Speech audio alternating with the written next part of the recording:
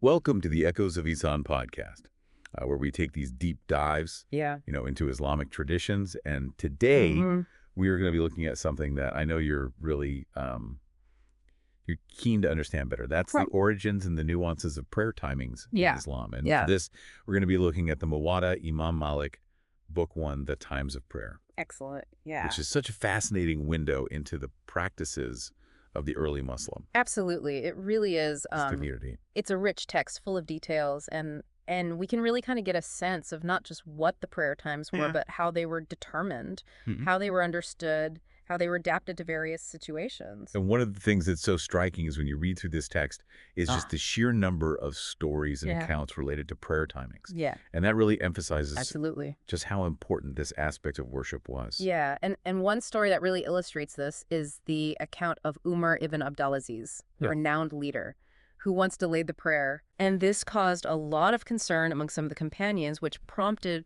Urwa ibn az-Zubair to remind him of a precedent set by the Prophet Muhammad himself. And this is where we encounter that fascinating story of the angel Gabriel coming down and leading the prayer and marking the times, right? It's such a powerful narrative that emphasizes that divine origin of the prayer times, wouldn't you say? It's truly remarkable. And it wasn't just a historical anecdote. This was a living tradition. Passed down through generations, eventually reaching Umar ibn Abdulaziz. It demonstrates the significance placed on preserving the Prophet's teachings and ensuring that prayer times were observed, in accordance with his example. It's almost like a chain of transmission. Exactly. That ensures the authenticity and importance of this. But it's interesting, right alongside this divinely ordained timings, we also see a degree of flexibility. And one that comes to mind is Aisha, the Prophet's wife, praying Azr while the sun was still high in the sky. And this particular narration mentions Aisha praying Azr even before the sun was directly visible through her window. This suggests that while the angel Gabriel established this framework for prayer times, there was also room for individual understanding and practice within that framework. So it wasn't just about sticking to a rigid rule. It was understanding the broader principles and applying them to different contexts. And this idea of understanding principles seems really key. Because we then come across a story of the man who asked the Prophet about the timing for the sub prayer. And instead of giving a precise definition, the Prophet demonstrated it through his actions. Exactly. Praying Zub at first light one morning and then much later. Beautiful. It's a brilliant teaching moment, right? It goes beyond simply stating a rule. The Prophet's actions highlight this acceptable time range for sub, allowing for flexibility based on factors like the season and the changing length of daylight. It's so visual, right? You can almost imagine being there with the Prophet, witnessing this practical lesson on prayer times. And it's not the only example of visual imagery in the text, right? We also have the narration describing women leaving the sub prayer before dawn, still shrouded in darkness. It's a powerful image that speaks to the dedication. It really does. And commitment of those early Muslims. It speaks to the communal aspect of prayer, a practice that brought people together regardless of the time of day. It's amazing how these narratives offer us these glimpses into the everyday lives of these Muslims. And while we see that flexibility, there are also clear boundaries. There's a hadith that states that if someone manages to perform even one unit of prayer, which is called a raka, before sunrise for the sub prayer or before sunset for the asr prayer, they have fulfilled their obligation. This hadith establishes a clear boundary, right? For the latest time, these prayers can be performed. It's essentially setting a deadline, but within that time frame, there's room for adjustments based on various factors. It's not an all-or-nothing approach. Exactly. So we have these broad frameworks and principles set by the Prophet. But how were these translated into practical guidelines for the wider community? And this is where the role of the leaders after the Prophet becomes crucial. Umar ibn al-Khattab, a prominent leader who succeeded the Prophet, took the responsibility of ensuring that prayer times were established and observed throughout the growing Muslim community.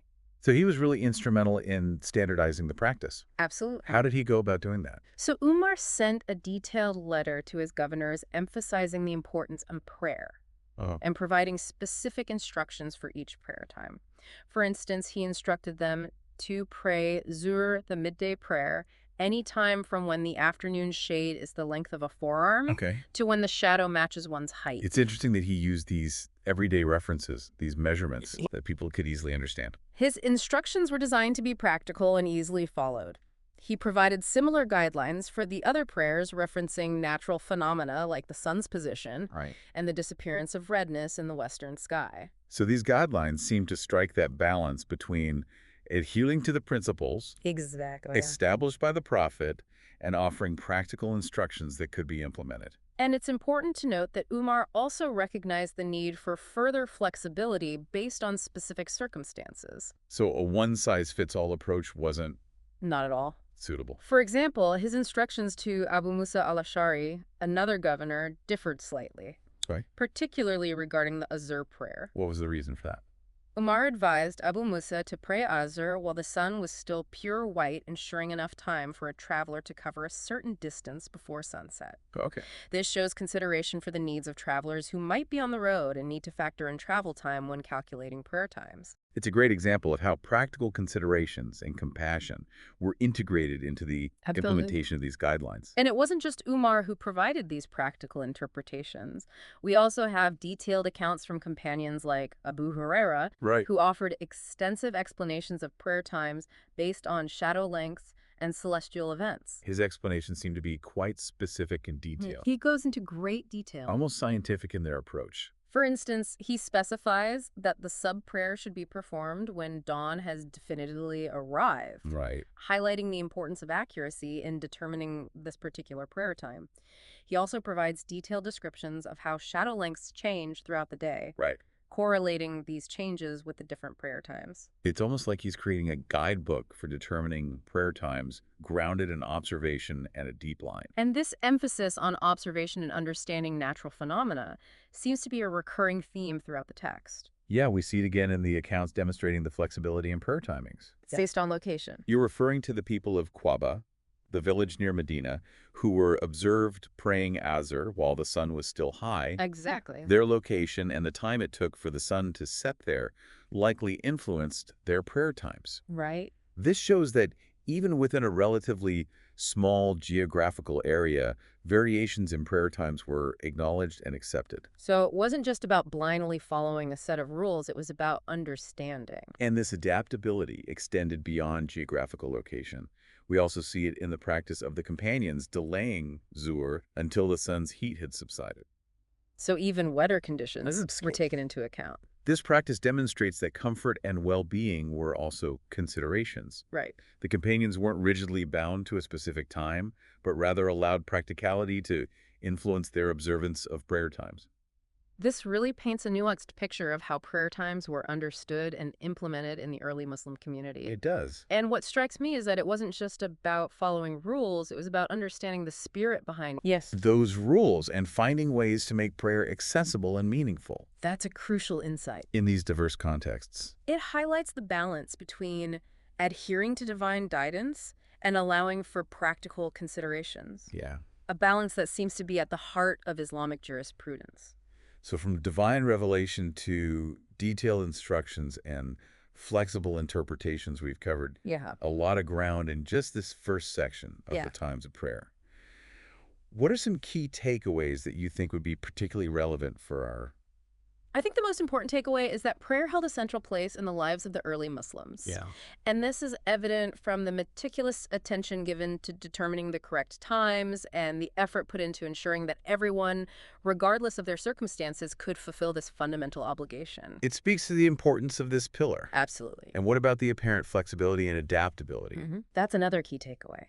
The early Muslims didn't approach prayer times with a rigid mindset. They understood that while the general framework was divinely ordained, practical considerations played a vital role in determining the precise timing for each prayer.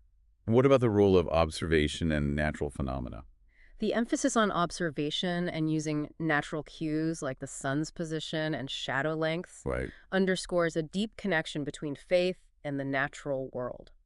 It suggests that for the early Muslims, the rhythms of nature itself provided guidance for their spiritual practices. It's a beautiful concept. It is. And lastly, what about these differing interpretations and practices? This diversity reminds us that even within a shared faith, individual understanding and application can vary. It highlights the richness and complexity of Islamic jurisprudence and the ongoing process of interpretation and adaptation that has always been part of the tradition. So we've gone from the Prophet's example to the instructions of leaders and the lived experiences of the companions, getting a glimpse into that diversity of thought and practice that existed even in those early days of Islam. As we delve further into this text, we'll continue to uncover more insights and nuances that can enrich our understanding of this fundamental aspect of Islamic worship. This has been an incredible start to our deep dive into the world of prayer timings. We've only just scratched the surface. We have. And I'm excited to see what other insights we uncover in the sections ahead. Me too. There's so much more to explore, and I'm sure our listener will find it both informative and inspiring. Building on our exploration of how prayer times were established and observed, in those early days, let's turn our attention to a specific prayer that holds a unique significance in Islam, and that's the Jumu'ah prayer. Okay, you're talking about the congregational prayer held every Friday, right? Yeah. What makes the timing of this prayer particularly interesting? Well, unlike the 5 daily prayers, which are determined based on the sun's position and other natural phenomena, the Jumu'ah prayer has its own specific time frame within the broader window of the Zuhr prayer. So it's like a prayer within a prayer. How do they determine the precise time for Jumu'ah prayer? The Muwatta Imam Malik provides some fascinating insights into this.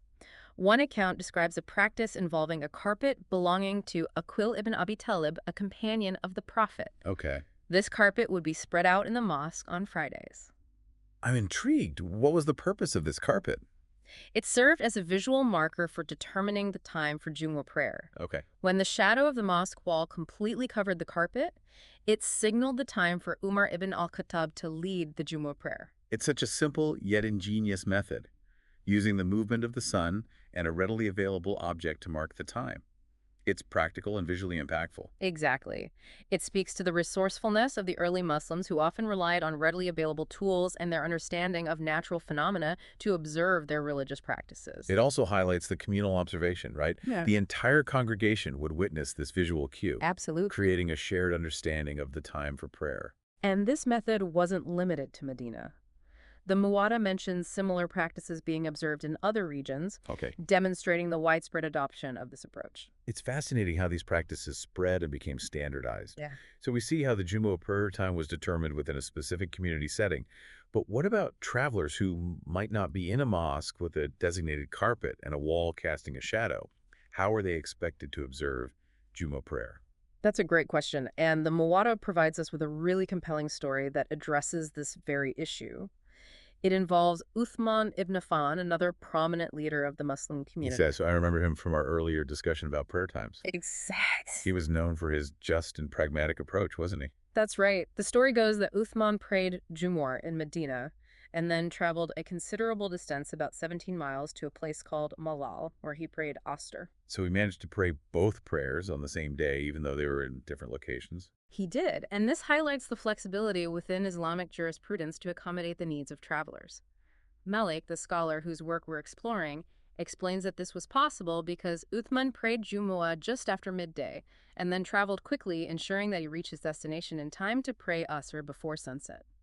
It's a remarkable example of how Islamic teachings take into account the realities of travel and the challenges it can pose for observing religious obligations. And this story serves as a precedent for later rulings on combining prayers for travelers, a practice known as Jam Takim, which allows travelers to combine Zuhr and Asr prayers, or Maghrib and Isha prayers, when certain conditions are met.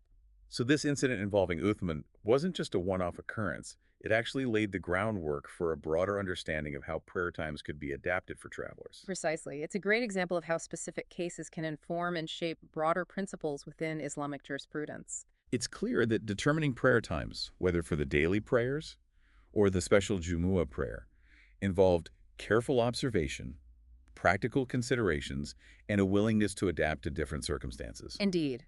And this commitment to making prayer accessible and meaningful for everyone regardless of their location or situation is a hallmark of Islamic teachings. Now, shifting gears a bit, I'd like to delve into a concept we touched upon earlier, the idea of catching a rak'ah. Okay. It seems like a pretty important concept, but I'd love to understand it more fully. It's definitely a key concept in understanding the flexibility of prayer times. Essentially, it refers to joining a prayer in progress and managing to perform at least one rakah or unit of prayer along with the congregation before the prayer leader concludes.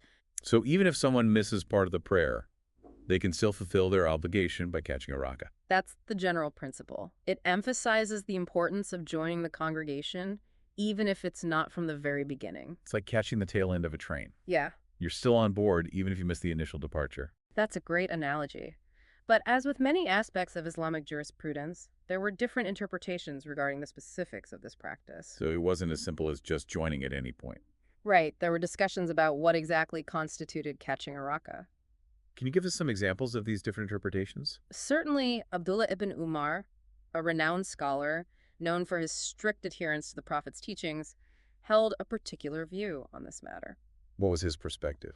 He believed that if someone missed the bowing movement called ruku, they had also missed the prostration or sajda and therefore hadn't caught the prayer. Essentially, for him, catching a rakah meant joining the prayer before the ruku. So it was about joining at a specific point in the prayer, not just any point. Yes. For Abdullah ibn Umar, the ruku marked a crucial point in the prayer, and missing it meant missing a fundamental element of the rakah. That's a very specific interpretation. Were there other viewpoints on this? Yes. Other scholars, like Zayd ibn Thabit, held a more lenient view, believing that catching the ruku was sufficient to have caught the prayer, even if the person missed the initial standing and recitation portion. So we see a spectrum of interpretations from stricter to more lenient. Exactly. And this diversity of opinions reflects the dynamic nature of Islamic jurisprudence, where scholars interpret and apply principles based on their understanding of the texts and the context. It's a reminder that even within a shared faith, there can be legitimate differences of opinion, and that these differences often stem from a sincere desire to understand and follow the teachings in the most authentic way possible. Absolutely. And what's important is that despite these varying views on the specifics of catching a rakah, there is a shared emphasis on the importance of prayer itself. So the core value of prayer transcended these differences in interpretation. Precisely. We see this reflected in the teachings of Abu Huraira, whom we mentioned earlier. He emphasized that missing the recitation of the Quran in prayer was a significant loss, highlighting the spiritual value of prayer beyond simply fulfilling an obligation. It adds another layer of meaning to the act of prayer. It's not just about going through the motions, but about engaging with the words of God and connecting with the divine. And this emphasis on the spiritual dimension of prayer reinforces the importance of seeking knowledge and understanding the nuances of Islamic teachings. It encourages us to go beyond the surface level and delve deeper into the meaning and purpose behind our practices. Exactly. Now, moving on from the specifics of catching a rakah, I'd like to introduce a section that might seem a bit technical at first glance, but it actually sheds light on how the early Muslims conceptualized specific times of the day. Okay, intriguing. Tell me more. This section focuses on two Arabic terms, Duluk ash-Shams and Ghasaq al-Layl. Okay, those sound unfamiliar. What do these terms mean and why are they significant? Duluk ash-Shams literally translates to the declining of the sun. So it refers to a specific point in the sun's movement across the sky. Precisely. Abdullah ibn Umar, who we've encountered before, interpreted this as the time when the sun passes its highest point in the sky and starts to descend towards the west. So it's basically the beginning of the afternoon when the sun begins its descent. Exactly. It's the point at which the sun's movement shifts from ascending to descending. And what about Ghasaq al-Layl? That term refers to the gathering of the night. Abdullah ibn Abbas, another prominent scholar, explained it as the time when darkness starts to envelop the sky, marking the transition from day to night. So Duluk ash-Shams marks a turning point in the day, while Ghasaq al-Layl signals the onset of night. Precisely. And these terms weren't just abstract concepts, they had practical implications for determining prayer times. Can you elaborate on that? How are these terms connected to prayer times? Well, Duluk ash-Shams was used to delineate the time frame for the Zuhr prayer. As the sun begins its descent, the time for Zuhr prayer commences. So it's a marker for the beginning of the Zuhr prayer time? Exactly. And Ghasaq al-Layl played a role in determining the time for the Isha prayer. When darkness begins to gather, signifying the onset of night, the time for Isha prayer arrives. Okay, so these terms provide specific reference points for understanding the flow of time throughout the day and night. And they're rooted in observing the natural world. Precisely. They highlight the connection between Islamic practice and the rhythms of nature. It's like the sun and the darkness themselves serve as guides for prayer times. And this emphasis on observing natural phenomena reinforces the idea that Islam is not divorced from the natural world, but rather deeply intertwined with it. It's a reminder that our spiritual practices are connected to the rhythms of creation. A beautiful concept. Absolutely. These terms might seem technical at first, but they offer us a glimpse into how the early Muslims conceptualized and delineated time using the natural world as their guide. It's a fascinating insight into their worldview and their deep connection to the rhythms of nature. And this connection is something that we can still appreciate and draw inspiration from today as we strive to align our lives with the natural world and the divine will. So as we move further into the times of prayer, from the Muwatta Imam Malik, we encounter this section that kind of addresses these broader principles and guidelines related to prayer times. And it's a section that offers some really powerful reminders about the significance of prayer and the importance of striving to fulfill this obligation. It sounds like a section that's full of really valuable insights. Absolutely. What are some of the teachings and anecdotes that stand out to you? One of the most striking teachings from this section is this hadith that compares missing the Asr prayer to losing one's family and wealth. Wow. That's a pretty strong statement. It is. It really emphasizes the weight that's given to prayer in Islam. Absolutely. It highlights the profound spiritual and social consequences that were associated with failing to fulfill this important obligation. It's a reminder that prayer isn't just a ritual. Right. It's a fundamental pillar of faith that carries significant weight.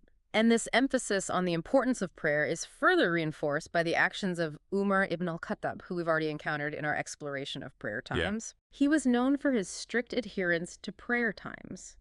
And there's a story that kind of illustrates this beautifully. Oh, I'm intrigued. Tell me more about this story. The story involves Umar encountering a man who had missed the Asr prayer.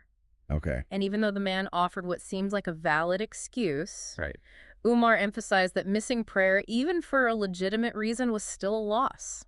So it wasn't just about having an excuse. It wasn't just about having an excuse. It was about recognizing the significance right. of prayer and prioritizing it above. Precisely. Umar's stance underscores the importance of making prayer a non-negotiable part of one's life, even amidst challenges and unforeseen circumstances. It's a reminder that prayer shouldn't be treated lightly. Right. Or relegated to a secondary position exactly. in our lives. And it's not just about praying, it's about praying at the right time. This is highlighted by the teachings of Yahya ibn Sa'id, another scholar whose insights are preserved in the Muwatta. What did Yahya ibn Sa'id have to say about prayer times? He emphasized the value of praying within the prescribed time, stating that even if someone manages to pray before the time runs out, the time that has passed is more precious than their wealth and family. So it's not just about getting the prayer done. Right. It's about doing it within that allotted time frame. Exactly. There's a spiritual merit attached to that. Absolutely. It speaks to the importance of respecting the divinely ordained timings for prayer and recognizing that there's a blessing in adhering to them. Aligning our lives with the rhythms of creation. Yes. And fulfilling our obligations in a timely manner. And this principle of respecting prayer times applies even in situations where flexibility is required. For instance, we've already discussed how travelers are allowed to combine prayers under certain conditions. Yes, the concept of jam to team. Yeah. Combining the Zuhr and Asr prayers or the Maghrib and Isha prayers when traveling. Right. It's a practical concession that acknowledges the challenges of being on the move. And even within this concession, there's an emphasis on making up any missed prayers as soon as possible.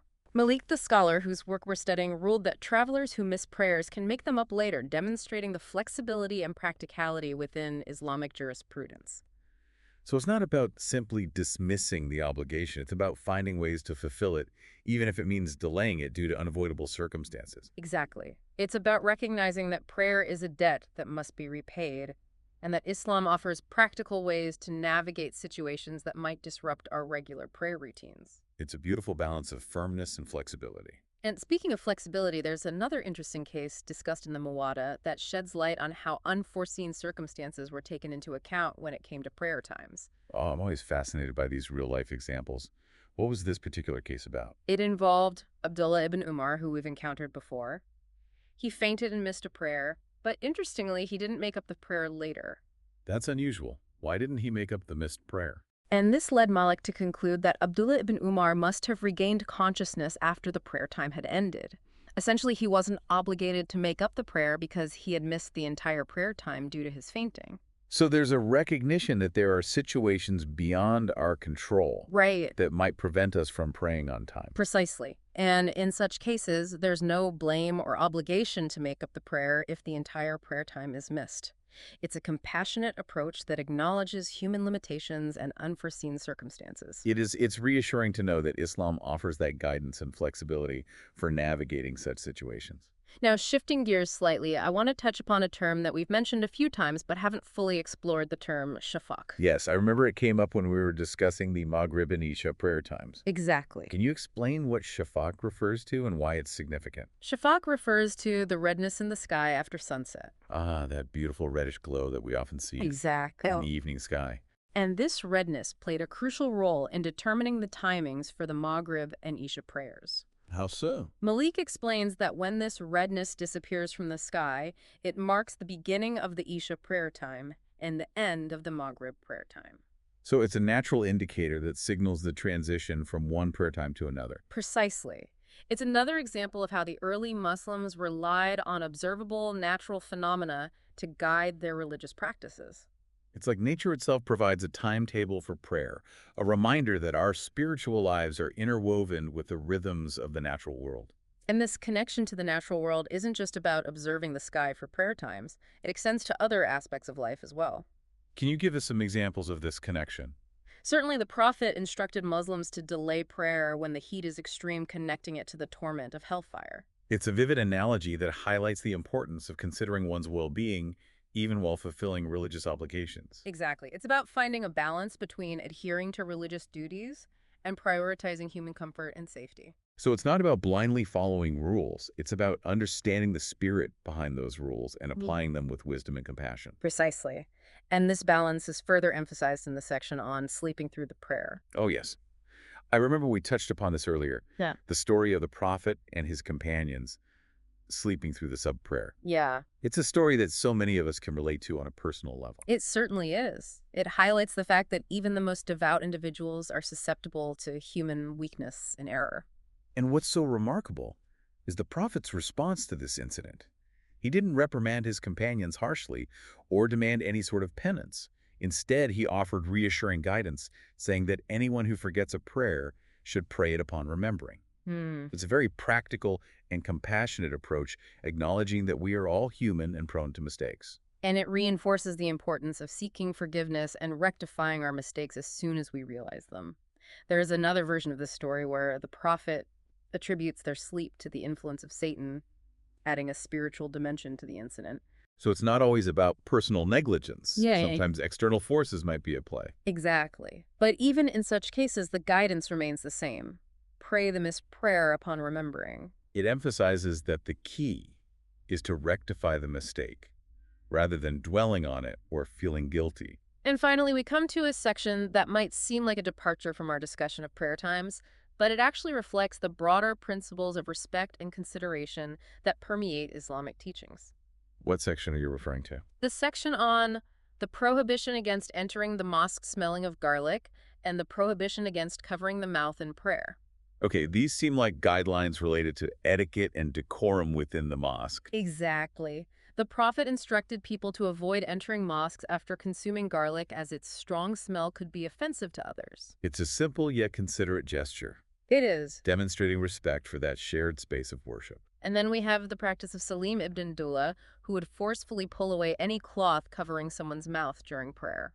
Why was that? It's not explicitly stated, but it likely reflects his understanding of proper prayer etiquette, which might have discouraged covering the face during prayer. So even seemingly minor actions during prayer could spark differing interpretations and practices. It reminds us that even within a shared faith, there can be variations in customs and interpretations, and that these variations often stem from a sincere desire to observe religious practices in the most appropriate and respectful way possible. As we wrap up this deep dive into the times of prayer from the Muwatta Imam Malik, what stands out to you as the most significant takeaway? You know, I think what's so fascinating is that we often think of religious practices as fixed and unchanging. Right. But this exploration of prayer times in early Islam reveals this remarkable balance between divine guidance and practical adaptation. It wasn't about adhering to a rigid set of rules. It was about understanding the principles behind those rules and applying them in a way that was both meaningful and relevant to people's lives. The emphasis on observation, using natural phenomena like the sun's position and the disappearance of redness in the sky to determine prayer times, is also striking.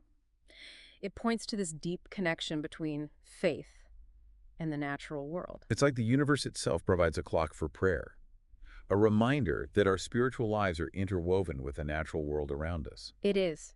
And it wasn't just about observing the natural world, it was also about acknowledging human limitations and the need for flexibility. Absolutely. The Prophet's compassionate response when he and his companions slept through the prayer is a testament to that.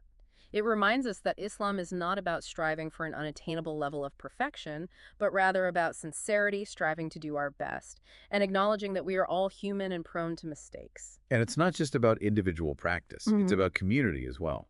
Yes. The guidelines about avoiding strong smells in the mosque and the discussions about proper prayer etiquette highlight the importance of respecting others and creating a harmonious environment for communal worship. This raises an important question for us today. How do these historical examples inform our understanding of prayer timings in the modern world? We live in a time where clocks and technology make it easier than ever to determine the precise prayer times. But do we still connect with the spirit of observation and adaptation that characterized the early Muslim community? That's such a thought-provoking question. Do we allow for flexibility in our own practices, considering factors like work schedules, travel, even time zones? Do we strive to strike a similar balance between adherence and adaptability in our own approach to prayer? And perhaps even more importantly, do we still view prayer as a means of connecting with something larger than ourselves, a way of aligning our lives with the rhythms of the natural world and with the needs of our community? Those are questions I think we all need to ponder. Thank you for joining us on this deep dive into the Muwatta Imam Malik. It's been an insightful journey into the origins and nuances of prayer timings in Islam. It's been a pleasure exploring these fascinating accounts with you. And for our listeners, be sure to subscribe to the Echoes of Ihsan podcast for more deep dives into fascinating topics from Islamic tradition. Until next time, peace be upon you.